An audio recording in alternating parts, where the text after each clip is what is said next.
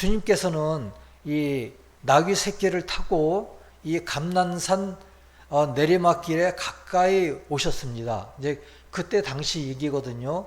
근데 제자들의 온 무리가 하나님을 찬양하니 바리새인들이 제자들을 책망하니 주님은 만일 이 사람들이 침묵하면 돌들이 소리 지르리라 말씀하셨습니다. 그러니까 참 바리새인들은 이 제자들이 소리치니까 주의 이름으로 오시는 왕이여 하늘에는 평화요 가장 높은 곳에는 영광이로다 이렇게 하나님을 찬양하며 소리치르니까 어떤 바리새인들이 이제 몇 사람이죠. 바리새인들이 책망한다. 그러니까 아이 시끄럽다 이거죠. 우리 요즘 얘기로는. 그래가지고 주님께서 이 사람들이 침묵하면 돌들이 소리 지르리라 말씀하셨습니다. 오늘은 이 말씀을 가지고 서로 집중해서 생각을 해보고자 합니다. 그래서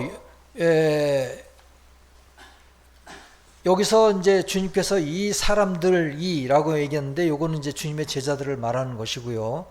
그런데 주님은 왜 돌들이 소리 지르리라 이렇게 말씀을 하셨을까요? 그거에 대해서 서로 이야기를 해보겠습니다. 그러면 우선적으로 돌은 무엇을 상징할까요? 돌은 진리를 뜻합니다. 따라서 이 말씀은 이제 교회가 주님에 대해서 참된 진리를 증거하지 못한다면 진리가 스스로 증거하게 될 것이라는 말씀입니다. 진리가 무엇이냐 하고 이제 물어봤을 때 주님이 아무 말도 하지 아니하셨어요. 그것은 주님이 진리 자체이시기 때문에 이제 주님이 스스로 이제 외치는 하나의 장면이라고 생각이 됩니다. 그래서 이 사람들이 침묵하면 돌들이 소리 지르라고 말씀하신 것입니다. 모든 진리는 스스로 자기 자신을 증거하는 능력을 가집니다. 또한 주님 자신도 스스로 증거하는 능력을 가지셨죠. 그래서 주님께서도 이 세상에 계실 때 당신 자신에 대해서 그리고 천국과 교회에 대해서 그리고 거듭남과 시험 여러 가지에 대해서 끊임없이 말씀하시고 외치셨습니다. 그것이 바로 진리가 스스로 증거하는 모습의 첫 번째입니다. 가장 큰 예는 진리 자체이신 주님이 스스로 소리 지르는 모습인 것입니다. 근데 이제 돌은 우리가 물질적으로 생각해 보면은 단단하지요. 그리고 내구성이 있고요. 깨지지 않습니다. 잘 깨지지 않고요. 그렇기 때문에 이거는 진리의 본질을 상징한다고도 할 수가 있습니다. 우리의 인격에도 안정과 또 불변성을 가질 적에 이와 같이 단단함과 깨지지 않는 그런 불변성을 가지게 됩니다. 우리가 이러한 인격을 가지게 하는 것은 곧 진리인 것입니다. 우리는 상충되는 의견에 흔들리고 여러 관점 사이에서 흔들리는 바람같이 잘 흔들립니다. 하지만은 그럴 때 우리가 진리 안에서 확고한 신념을 가진다면 우리는 흔들리지 않습니다. 즉 바위에 있는 집이 폭풍우가 와도 흔들리지 않는 것과 같은 것입니다. 그리고 이제 우리가 흔들리지 않는 원칙의 사람이 될 수 있는 것입니다. 왜냐하면 중심이 딱 잡히고요. 중심적이고 또 근본적인 진리를 우리가 알기 때문입니다. 이것이 바로 우리가 주님으로부터 받은 견고한 진리이며 우리가 침묵할 수 없는 진리인 것입니다. 우리는 이러한 신성한 진리를 마음속에 받아들이고 그 진리가 우리를 다스리도록 허용해야 합니다. 즉 주님이 우리를 다스리도록 허용을 해야 하는 것입니다. 그럴 때 그 진리는 기쁨으로 선포가 되는 것입니다. 성경에서 이것은 예수님이 예루살렘에 오셔서 우리 내면의 삶의 통치자가 되실 왕이 오시는 것으로서 묘사되는 것입니다.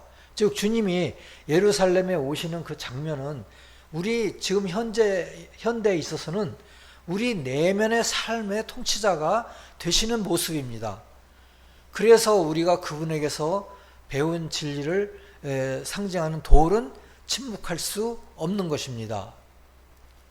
그래서 우리가 성경에 나오는 돌 중에서 가장 의미가 있는 돌은 무엇일까요? 하기에는 그것은 여기에 있는 것처럼 이 부활 때 주님의 이 무덤을 막았던 돌이 아닌가 이렇게 생각이 돼요. 그 돌이 굴리면서 주님이 부활을 하시게 되고 그 돌이 가장 의미 있는 돌이 아닌가 그렇게 생각이 되는데요. 그것은 그리고 천사가 그 돌을 굴렸을 적에 주님이 부활하시고 주님은 안 계시고 마리아는 주님의 부활에 기쁜 소식을 들었습니다. 그래서 그때 그 돌이 주님의 부활을 소리 지른 것입니다. 그렇게 생각이 됩니다. 그런데 이 주님의 진리를 소리 지르는 것은 돌인데 주님의 진리만이 아니고 또 사랑과 주님의 영광을 나타내는 그것들은 돌만이 아니죠. 꽃도 있고요. 꽃은 색채와 향기로 주님이 주신 그 생명을 소리를 지릅니다. 5월 달에도 요 공원에 엄청난 장미꽃이 그 향기를 만발하고 또 색채와 향기를 만발하였습니다. 그것이 주님이 주신 생명을 소리 지르는 것입니다. 우리에게 소리 지르는 것입니다. 주님께서는 누가복음 12장 27절에서는 백합화를 생각하여 보라. 실로 만들지도 않고 짜지도 아니하느니라. 그러죠. 근데 그러나 내가 너에게 말하노니 솔로몬의 모든 영광으로도 입은 것이 이 꽃 하나만큼 훌륭하지 못하였느니라 하셨습니다. 사실 솔로몬은 인간이 만든 화려한 옷을 입고 또 많은 여인과 또 결혼도 하고 했지만은 이 아름다운 여인보다도 이 주님께서 이 만드신 이 백합화 한 송이가 그 솔로몬의 모든 영광보다도 훨씬 훌륭한 것입니다. 그래서 우리는 그 꽃에서 이 하나님의 영광의 모습을 볼 수가 있고 또 봐야 하고 또 묵상해야 하는 것입니다. 들의 백합화도 자신에게 아름다움을 주신 하나님에게 소리 지르는 것입니다. 하나님을 소리 지르는 것입니다. 꽃이 피어나는 것은 그리고 또한 인간의 거듭남을 상징하는 것입니다. 천국의 비밀 5116번에서는 말하기를 식물계는 영계의 유입에 의해서 존재한다고 말하고 있습니다. 그리고 그러니까 영계에서 유입되면서 식물계 또 동물계 이렇게 존재하게 되는 것입니다. 그런데 그것뿐만이 아니고 전체 자연계는 주님의 왕국을 표현하는 무대입니다. 각각의 사물에는 신성이 존재하며 영원하며 무한한 것을 상하고 있다고 합니다. 그래서 우리는 이것을 한번 봐야 하겠습니다. 우리 스웨덴보리의 신학에서는 전체 자연계는 그 또 각각의 사물들이 있죠. 그 사물들은 다 신성한 하나님의 영광과 또 하나님의 신성함에 상응해서 그 영광을 나타낸다고 합니다. 그런데 우리와 이것과 우리가 좀 비교해서 생각을 해본다면 일본의 신도 문화는 산에도 신이 있고 또 이 바다에도 신이 있고 또 하늘에도 신이 있고 모든 것에 신이 있다고 그렇게 하는 문화입니다. 다신적인 정령신앙인 것입니다. 그거하고는 확실히 비교가 되죠. 그리고 또 한 가지는 여러 가지 산악회가 있는데 어떤 산악회의 경우에는 1년에 한 번 봄이 되면은 산신제를 지냅니다. 그 산에 있는 그 산신에게 제사를 지낸다고 합니다. 그래서 이것도 하나의 이러한 그 문화의 일종이 아닌가 그런 생각이 드는데, 이 스베덴 보리의 이 상응과 또 표상의 그 하나님의 영광과 하나님의 신성을 나타내는 이 소리 지르는 이러한 상응과는 차이가 있다고 하겠습니다. 물론 그러한 문화가 있지만은, 뭐 일본의 문화 그리고 산신제 문화가 있지만은, 자연을 파괴하기보다는 존중하며 또 자연을 정결하게 깨끗하게 유지하는 그 정신은 이제 좋다고 생각이 됩니다. 참된 기독교 308번에 따르면 신성한 천국의 사랑의 연기는 주님으로부터 계속적으로 흘러나와서 모성애 같은 자연적인 연기를 불러일으킨다고 합니다. 그러니까 이 물질계 그 위에는 영계가 있습니다. 그리고 신성한 천국이 있습니다. 이 천국에서의 연기가 스피리추얼 인플락스가 계속 흘러나와서 자연적인 연기를 불러일으킨다고 합니다. 이거는 보편적인 현상으로 인간만이 아니라 새, 짐승, 심지어 뱀에게까지 또 그리고 모든 생명체, 또 무생물에게까지 영향을 미칩니다. 그러니까 무생물에게까지 영향을 미친다고 나와 있습니다. 그러니까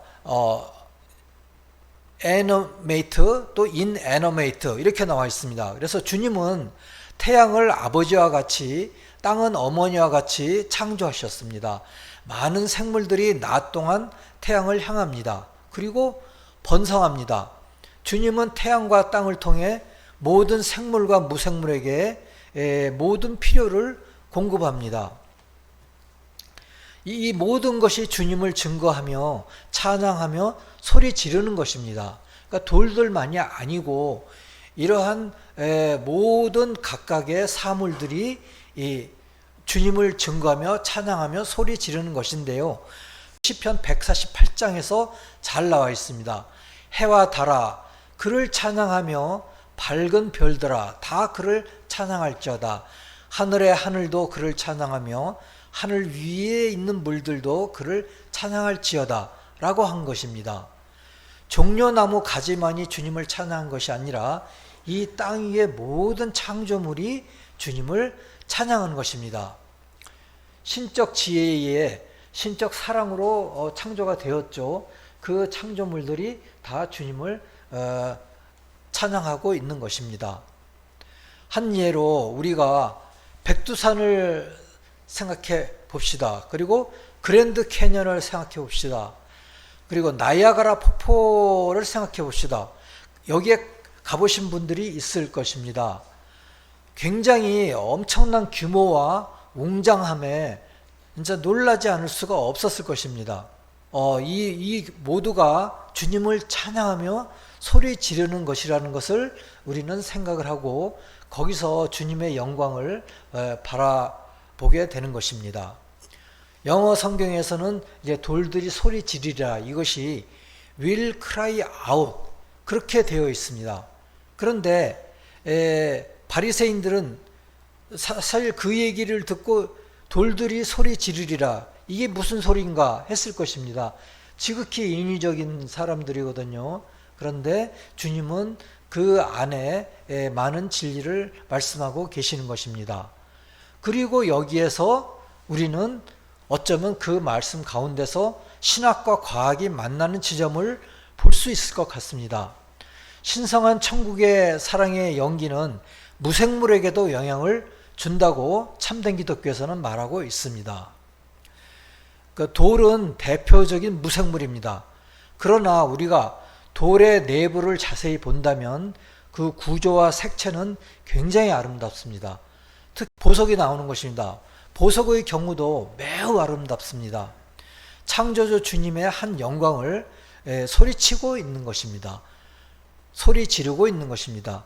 자연계는 이 영적인 세계와의 관계로 이해해야 합니다. 하나님의 사랑과 지혜에서는 말하고 있습니다. 영적인 창조의 형상이 자연계의 유용성을 목적으로 지속적으로 유지되기 위해서는 물질이 주입되어야 한다고 말합니다. 선구적인 아이디어를 가진 유명한 과학자들 중에 많은 사람들이 실제로 하나님을 믿는 종교인이었습니다. 그리고 하나님을 믿는 종교인이 되었습니다. 과학자들은 연구하는 모든 것에서 하나님의 창조를 보고 있습니다. 믿을 수 없는 확률이 이 천체의 운동에 존재한다고 합니다. 그리고 이 자세하게 현명으로 우리가 들여다본다면 거기에서 또 하나님의 영광을 볼 수가 있는 것입니다. 사실 그러한 것은 영적인 연결이라고 합니다. 그리고 과학에서 놓치고 있는 영적인 인과관계인 것입니다.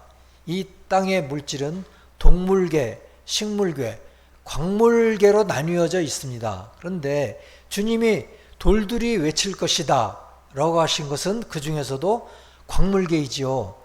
근데 이 광물계는 더 위의 계층의 이 창조물의 그 기초인 것입니다. 그리고 이것은 원자와 소립자로 이루어져 있습니다. 이 모든 것은 하나님의 지혜에 의해서 하나님의 사랑으로부터 창조되었습니다. 좋은 현미경으로 본다면 우리는 또 경이로운 세계를 발견하게 되고요. 또 하나님의 창조를 가깝게 볼 수 있게 되는 것입니다. 그러면 원소의 주기율표를 한번 보겠습니다. 그러면 이 질량과 성질에 따라서 분류되어 있는데요. 왼편에 리튬, 소디움, 마그네슘, 칼슘 같은 금속류는 오른편에 비소나 염소나 브롬이나 요오드나 아스탄틴과 같은 할로겐 원소와 강력하게 결합한다고 합니다. 그래서 그것이 이제 이런 주기율표에서 나타나는 것인데요. 여기에 있는 이러한 그 금속의 원소들이 이쪽에 있는 이 원소들과 아주 강하게 결합한다고 합니다. 그래서 어떤 미국 세교회 목사님은 그렇게 강하게 결합하는 것은 이 사랑과 지혜의 강렬한 결합을 이야기하는 것 같다 하고 이제 말씀하시고 계십니다. 시편 104장에서는 주님은 땅에 기초를 놓으사 영원히 흔들리지 아니하게 하셨나이다 하셨습니다. 광물계는 주님께서 영원한 기초를 우리에게 주신 것입니다. 우리 집과 차의 모든 기초는 다 이러한 광물계로부터 왔지요. 또 그것뿐만 아니라 컴퓨터나 또 반도체와 스마트폰에 있는 반도체도 다 이러한 광물질을 기반으로 이루어져 있습니다. 광물체는 바위나 보석이나 흙을 제거하며 또한 그 영양소를 제공하죠. 식물이 자랄 수 있는 영양소를 제공하고요. 그 식물을 먹고 또 동물들이 또 살아갈 수가 있는 것입니다. 결국 이러한 것은 또 땅의 기초가 되는 것이죠. 이러한 것들 모든 것들이 주님이 돌들이 외치리라 하는 말씀에 들어있는 것입니다. 또한 바위 위에 견고하게 집을 짓는 자는 또 파도가 밀려와도 아주 튼튼하게 서 있는 것이죠. 이러한 식으로 우리가 그 주님이 돌들이 소리지르라는 것을 연결지어서 생각해 보면 큰 은혜가 되는 것입니다. 그리고 천국의 비밀 308번에서는 말하기를 주님께서는 끊임없이 사랑의 마음으로 온 세상을 돌보고 계신데요. 부모가 자녀를 사랑하듯이 돌보시고 사람들을 사랑하시며 가르치고 먹이시고 인도하기를 원하십니다. 이 사랑은 사람에게만 머무르는 것이 아니고요. 새와 짐승 또 작은 벌레, 뱀에까지 미치고 있고 또 식물들과 무생물에게도 주님의 사랑과 돌보심이 흘러갑니다. 그래서 이 자연 세상에서 태양과 땅을 통해 이러한 사랑을 나타내시고 어떻게 보면 태양은 아버지와 같고 땅은 어머니와 같습니다. 그래서 우리는 태양의 빛과 열 그리고 땅의 품 안에서 씨앗이 자라고 또 열매를 맺습니다.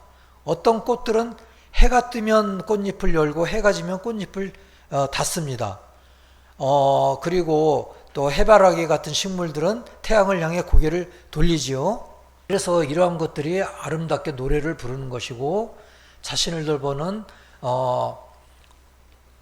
또 하늘의 아버지와 땅의 어머니께 감사의 찬송을 드리는 것과 같습니다. 그래서 시편 148편에서는 다 이렇게 하나님을 찬양하고 노래를 하지요. 그리고 욥께서도 들짐승과 새와 나무와 물고기에게 물어보라 이런 말도 있고요. 모두 주님이 이 세상을 만드셨다. 이런 자연을 바라보면서 우리는 중요한 진리를 배울 수가 있습니다. 하나님의 영광을 보면서 또 하나님의 중요한 진리를 배울 수가 있는 것입니다. 근데 우리는 얼마나 더 세심하게 돌보시겠습니까? 그리고 우리가 힘이 약해졌다고 느낄 때 또 미래가 불안하게 보일 때도 있습니다. 하지만은 주님은 태양을 떠오르게 하시고 또 돌보십니다. 우리는 자연을 볼 때마다 주님의 사랑과 섭리를 기억해야 합니다. 꽃을 보며 주님을 기억해야 합니다. 주님께서 우리를 만드셨고 지금도 우리를 돌보고 계십니다. 이 설교의 결론은 한마디로 꽃을 돌보시는 주님께서 우리의 영혼도 돌보신다 하는 것입니다. 또 돌에도 천국의 연기를 흘려보내시고 또한 이러한 무생물을 통해서 또한 식물을 키우시고 또 동물을 키우시고 우리 인간을 돌보시는 것입니다. 그래서 이 모든 창조물에서 하나님의 영광을 보시고요. 또 하나님의 신성을 우리가 봐야 하는 것입니다. 그래서 우리가 그럴 때 또 이 하나님의 은혜를 느낄 수 있고 하나님의 은혜를 또 받을 수가 있는 것입니다. 누가복음 19장 39절에서는 말하고 있습니다. 대답하여 이르시되 내가 너에게 말하노니 만일 이 사람들이 침묵하면 돌들이 소리 지르리라 하시니라. 아멘.